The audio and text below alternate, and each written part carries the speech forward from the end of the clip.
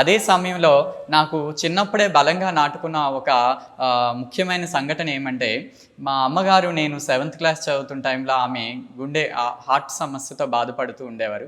ఆమెకి పుట్టపర్తి సత్యసాయి బాబా దగ్గర ఆమెకి ఫ్రీగా సర్జరీ అయిందండి. అప్పుడు మా యొక్క ఆర్థిక పరిస్థితులకి ఆమెను మేము బతికించుకోలేమేమో అనే స్థితి నుండి ఆయన సమక్షంలో ఆయన యొక్క సూపర్ స్పెషాలిటీ హాస్పిటల్‌లో ఆమెకి ఈ యొక్క వైద్యం జరిగి ఆమె మరలా పూర్తిగా ఆరోగ్యవంతురాలుగా తయారయ్యారు. ఆ విధంగా మేము ప్రతి సంవత్సరం పుట్టపర్తి వెళ్ళడం మాకు అలవాటుగా మారింది.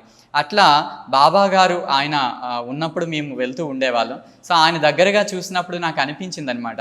ఇంత గొప్ప ఆధ్యాత్మిక ఒక ఒక వ్యవస్థని మొదలుపెట్టినటువంటి బాబా గారు ఆయన చేస్తున్నటువంటి సేవా కార్యక్రమం నాలాంటి ఎందరో మంది తల్లులకి ప్రాణం పోస్తున్నారు కదా ఈ వైద్య విధానాల ద్వారా ఇట్లా.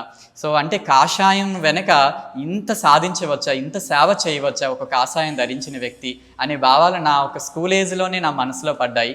అప్పుడే నేను అనుకున్నాను, భగవంతుడు అవకాశం ఇస్తే నేను కూడా కాషాయాన్ని ధరించాలి, నా ద్వారా కూడా నలుగురికి మంచి చేసేటువంటి అవకాశం నాకు వస్తే బాగుండేమో అనేటువంటి భావాలు ఆ చిన్నప్పుడు పుట్టపర్తి సత్యసాయి బాబా గారిని చూసి కలిగింది.